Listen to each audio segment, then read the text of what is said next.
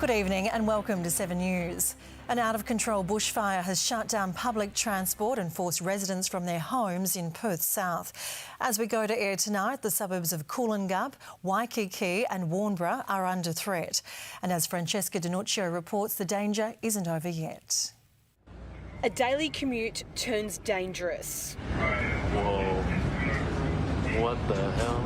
Warnbro train station, ground zero for this raging inferno as thick smoke smothers the sky.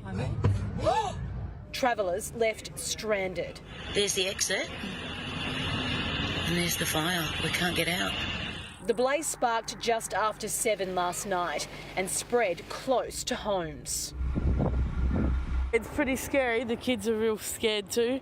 I had my son crying last night. Come down here to buy my newspaper every morning. And I came down, there was smoke everywhere, and you could see flames, and there's cars lined up. Everyone in the house does have a bag packed just in case, because last thing you want is if it gets close and you don't have your bag packed, and it's quick. Daybreak revealing the fire's full fury, more than 50 hectares scorched. Parts of Waikiki, Cooloongup, Baldivis and Safety Bay also in the fire zone. More than 100 firefighters have worked through the night to try and contain this blaze, but today crews are up against strong winds and ember attacks, sparking spot fires. Water bombers, Black Hawks and air tankers tackling the blaze from above. Unexploded ammunition in the area hampering efforts. That means we're unable to employ some machinery and some tactics of that which we would normally do, so we're heavily reliant on aerial assets. Residents rallying too, hoses in hand to protect homes. The cause of this blaze remains undetermined, but arson hasn't been ruled out. Police are on site with our teams and are investigating the cause where they can. They're thinking it might have been arson. What do you think about that? It's ridiculous. The government needs tougher laws for people of arson. Although the fire has calmed down significantly, this blaze is still out of control and moving in a northwesterly direction, although changing winds could mean it may quickly change in a more easterly direction. For impacted residents, a watch and act alert remains in place. Those in parts of Warnbro, Waikiki and Cooloongup are still being advised to prepare to leave. There is an ongoing threat to lives and homes as conditions are changing. Remarkably, the fire hasn't caused any damage to Warnbro train station.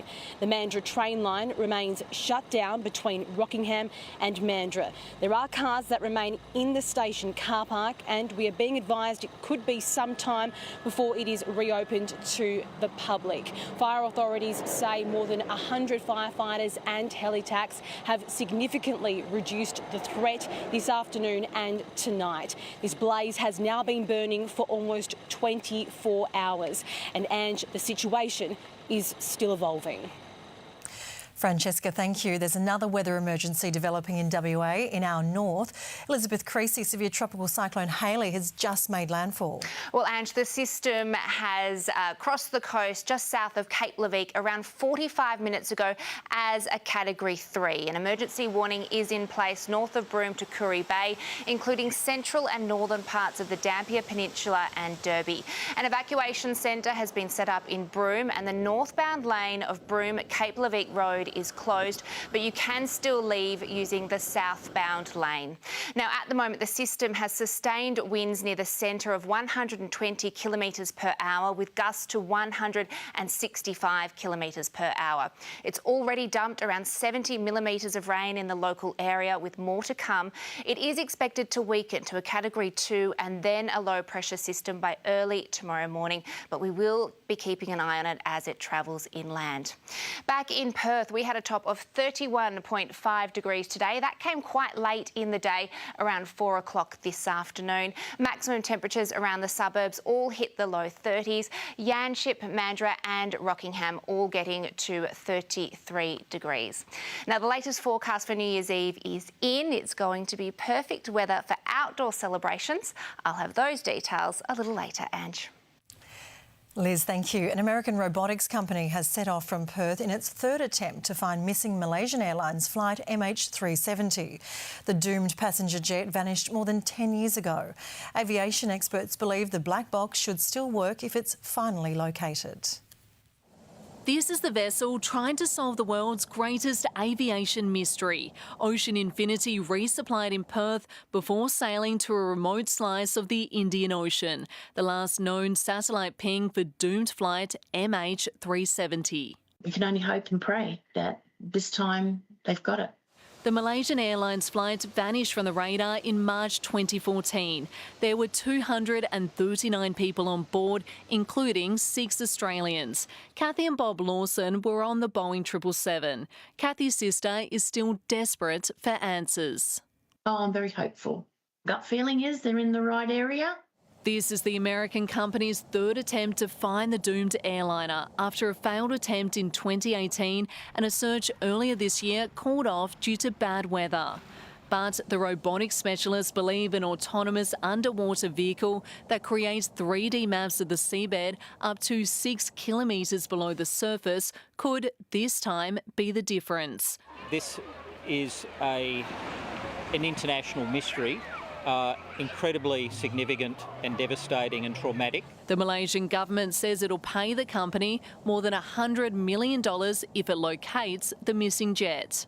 If this black box is found, it'll be a first for the aviation industry. No recording device from plane has been recovered after more than 2 years in the ocean, let alone more than a decade. They withstand that 20,000 feet of water or 6,000 metres, so essentially there's no reason why they shouldn't work. Tonight, hundreds of families across the world are waiting, hoping for answers. Lucy Murray, 7 News. A teenager is recovering from spinal surgery after a freak boating accident near Collie.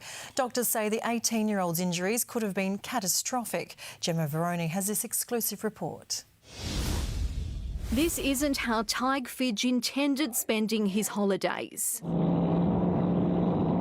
The 18-year-old student was enjoying a day on the water at Lake Kapori, sea biscuiting with his family. Basically a giant flying kite that you ride almost. And the rope snapped.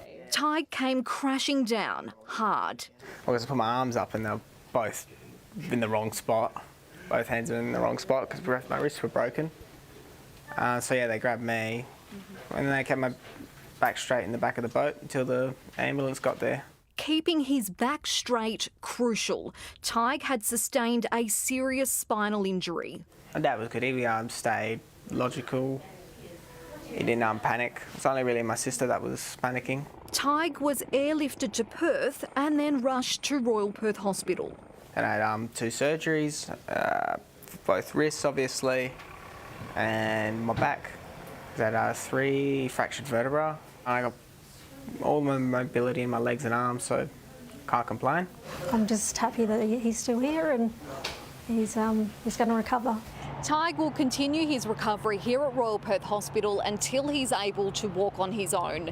He's hoping to be home soon and back at university in the new year.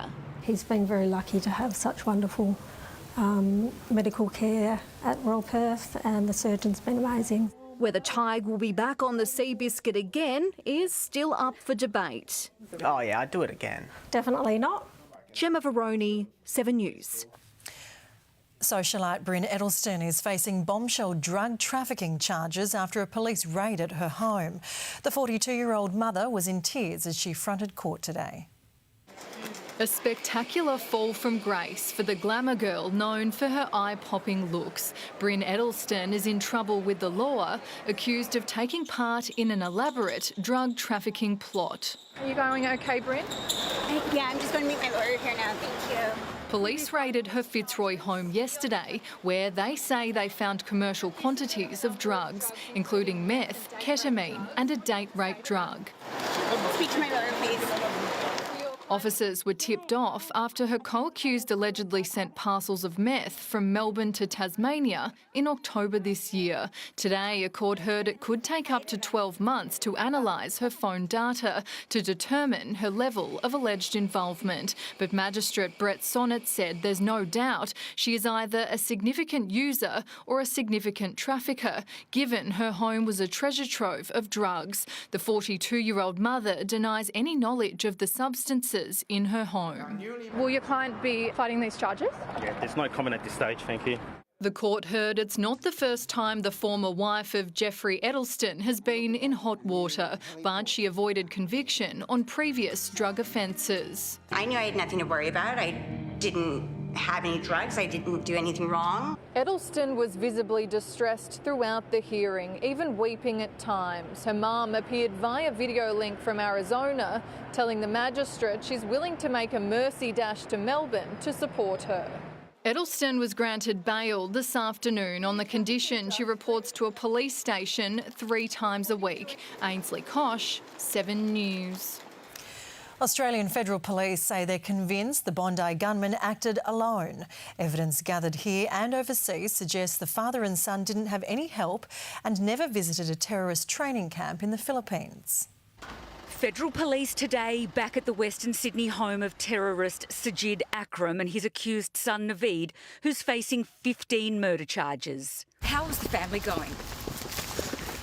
You've been in there for a long time. I gather that means that...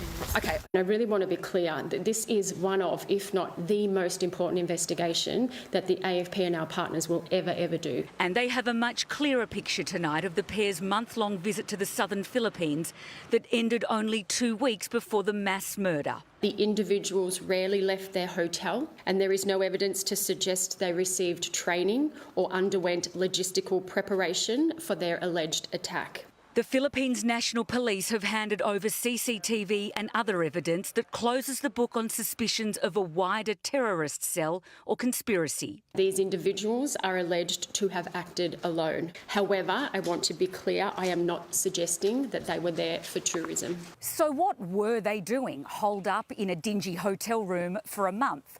Well, so far, no one knows the answer to that, but authorities were quick to stress today their investigation is relentless and far from over.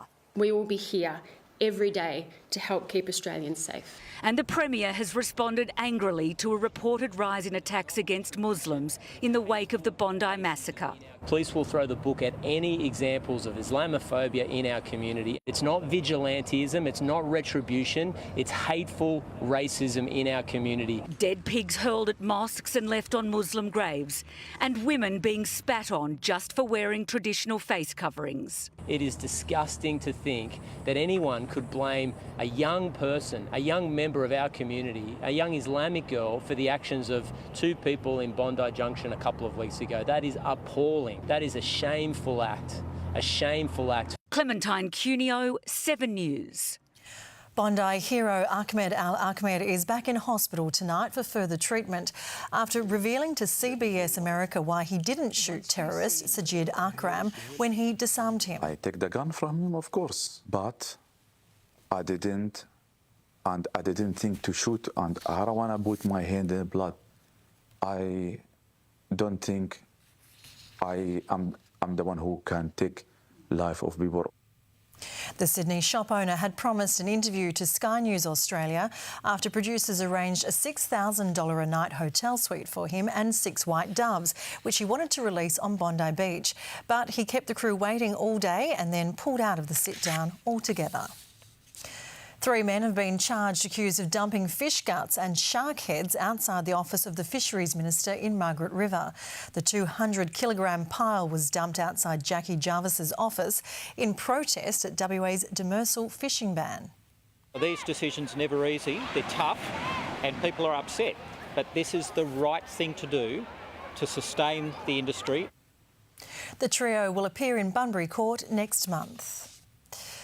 Disarm or there'll be hell to pay. That was Donald Trump's threat to Hamas today after holding talks on the next phase of the Gaza ceasefire with the Israeli Prime Minister. The US President remains confident peace can be secured in the Middle East, but saved his strongest warning for Iran. allies in matching suits and ties. Donald Trump reprises his role as peacemaker-in-chief. Does anybody recognize this man? Meeting Israeli Prime Minister Benjamin Netanyahu at his Mar-a-Lago resort, pushing for phase 2 of his Gaza peace plan to begin, warning Hamas. If they don't disarm as they agreed to do, they agreed to it, and then they'll be held to pay. A fragile ceasefire has been in place since October, but progress on the next steps of withdrawing Israeli troops and establishing an international stabilisation force have stalled. There's very little difference in what we're looking at and where we want to be, where we want to go. But the biggest threat was saved for Iran, warning a rebuild of their nuclear capability would be met with force. I hope they're not trying to build up again, because if they are, we're going to have no choice but very quickly to eradicate that build-up. As Netanyahu awarded Trump his country's highest cultural honour, the Israel Prize. In almost our 80 years, we've never awarded it to a non-Israeli. Sunny Florida has become ground zero for peace talks, with the president hosting 2 wartime leaders in 2 days. Donald Trump spoke again to Vladimir Putin overnight. We have a few very thorny issues, as you can imagine. As Russia accused Ukraine of launching an attack on Putin's residence in the country's north. It's a delicate period of time. This is not the right time. Kyiv slamming that claim as fake. In the United States, Taylor Aiken, 7 News. An overseas traveller from Bali has brought measles back to Perth. The WA Health Department says the infected person went to the Hive Pharmacy and the Lagoon Medical Centre in Belia on Saturday, December 27. There have been 60 reported cases of measles this year. Well, New Year's Eve is almost upon us. If you still don't have your party plans sorted, Gemma Veroni has your comprehensive guide on where to catch the best fireworks across the suburbs. There's just under 30 hours to go until we farewell 2025, and there's plenty of ways to ring in the new year. The main event will be along the Swan River with 2 fireworks shows. A live DJ will perform on a floating stage at Elizabeth Quay, plus food trucks and free carnival rides. Perfect for families with an early fireworks display at 8:30. A second sky show will begin as the clock strikes midnight, with rooftops throughout the CBD set to light up. In our north, the Marina Mindari is hosting a free family event. There will be 2 fireworks displays at Rockingham and Mandurah, an early show at 9 p.m. and a second show at midnight. The Raffles Hotel will host midnight fireworks also, lighting up Applecross. Gloucester Park opens at 5 p.m. for a trackside family event, also with midnight fireworks. And there's the Snack Music Festival at Claremont Showgrounds. But do plan ahead, check road closures, and where possible, catch public transport.